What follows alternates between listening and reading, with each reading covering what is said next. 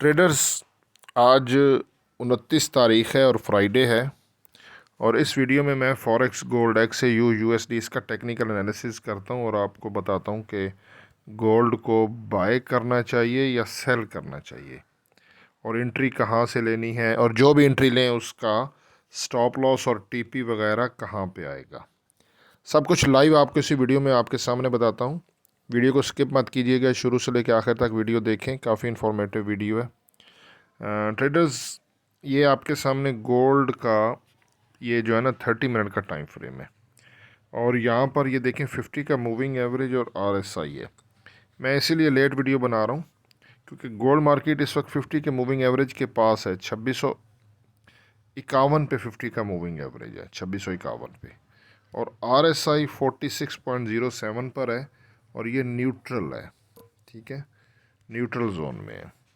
और अगर मैं आपको यहाँ पर दिखाऊं, ये कल 28 नवंबर, यहाँ पे देखें गोल्ड मार्केट का जो हाई है वो 2649.57 है कल का, और आज 29 तारीख का हाई देखें 2666.21 है।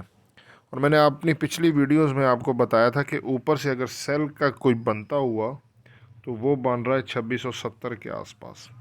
ठीक है, वैसे गोल्ड का ट्रेंड बुलिश है और अगर हमने सेल करना होगा तो 2670 एक ऊपर रेजिस्टेंस है, तो रेजिस्टेंस के पास से सेल करेंगे। तो अभी इस वक्त गोल्ड मार्केट 2651-52 के आसपास है। अगर आपने ऊपर से सेल किया हुआ है तो वो प्रॉफिट जो है ना वो बुक कर लें फ़िलहाल, क्योंकि अब मार्केट दोबारा जो है ना वो मैं आपको आगे दिखाता हूँ। ये देखें, ये बाय का जोन नीचे है काफ़ी, लेकिन यहाँ पर एक चीज़ मैं आपको दिखाता हूँ। अगर ये देखें, ये सारी 30 मिनट की कैंडल्स हैं। ये देखें, ये 30 मिनट का टाइम फ्रेम है गोल्ड का। यहाँ पर ये है चेंज ऑफ करेक्टर। ठीक है ना, ये देखें, ये जो डॉटेड लाइन है, चेंज ऑफ करेक्टर का क्या मतलब है कि ये टॉप और यहाँ से मार्केट ऐसे और फिर नीचे आना चाहिए ना, जैसे ये स्विंग गोल्ड अपना करता है।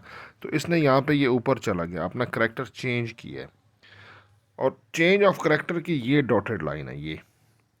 और चेंज ऑफ करेक्टर के बाद अगर डॉजी कैंडल हो ना तो उसका टॉप जो है ना वो टर्निंग पॉइंट लेते हैं। चेंज ऑफ करेक्टर के बाद ये डॉजी कैंडल है और इसकी प्राइस आ रही है 2627.26, 2627.26। तो हम स्प्रेड को देखते हुए हम टर्निंग पॉइंट रखेंगे 2646, 2646 SL, और ये हमारा जो है ना वो टर्निंग पॉइंट है। और 50 पिप्स के ऊपर नहीं हम करेंगे। तो फ़िलहाल मार्केट 2651 के राउंड अबाउट है, तो ये हमारा इस वक्त बाइंग जोन है। यहाँ से गोल्ड को बाय कर सकते हैं। ठीक है, 2650-51, और SL टाइट रखना है 2646। SL के बगैर ट्रेड नहीं करनी, क्योंकि हम ऑलरेडी प्रॉफिट में हैं। और अगर SL हिट भी होता है तो वो 50 पिप्स होगा, दैट्स इट। SL हिट हो जाए बस ट्रेडिंग को क्लोज़ कर दें और गुड नाइट। ठीक है ना, ट्रेडिंग को इतना बड़ा टेंशन नहीं लेनी, ज़्यादा इसको हावी नहीं होने देना। SL लगा दें, TP छोड़ दें ओपन। ऊपर जो है ना वो 2670 है, 2670 के पास TP बुक किया जा सकता है। लेकिन अगर ये अब दोबारा गोल्ड यहाँ से ऊपर गया ना, क्योंकि मैं आपको हर वीडियो में समझाता हूँ गोल्ड कोई भी मेजर रेजिस्टेंस या नीचे सपोर्ट और फर्स्ट अटैम्प्ट में ब्रेक नहीं करता, तो वैसे ही गोल्ड ने किया। मेजर ऊपर रेजिस्टेंस थी 2670, और ये देखें, ये आज का आपको ये मैं हाई दिखा रहा हूँ, ये गोल्ड का 2666 है, 66.21। तो देखें फर्स्ट टाइम में ब्रेक नहीं हुआ, लेकिन अब इस वक्त गोल्ड मार्केट 2651 के पास है। और अब अगर ये यहाँ से ऊपर गया ना तो काफ़ी चांसेस हैं कि ये 2670 को ब्रेक कर देगा। अगली जो मेजर रेजिस्टेंस है ऊपर वो 2700 से लेके 2710 का एरिया है। ठीक है, फिर 2700-2710 वहाँ से सेल की एंट्री ली जा सकती है, लेकिन सेल फिर नहीं करना। अब इसने अगर डायरेक्शन पकड़ ली ना तो ये फिर ऊपर ही जाएगा, ट्रेंड बुलिश ही रहेगा। तो ये सिर्फ मैं आपको वो कह रहा हूँ कि आप अपना प्रॉफिट बुक कर सकते हैं। बाय की ट्रेड का SL लाजमी लगाना है 2646, दैट्स इट। 2646 SL लगाएं। 2650-51 पे गोल्ड मार्केट है आपका, 40 से 50 पिप्स का SL रहेगा।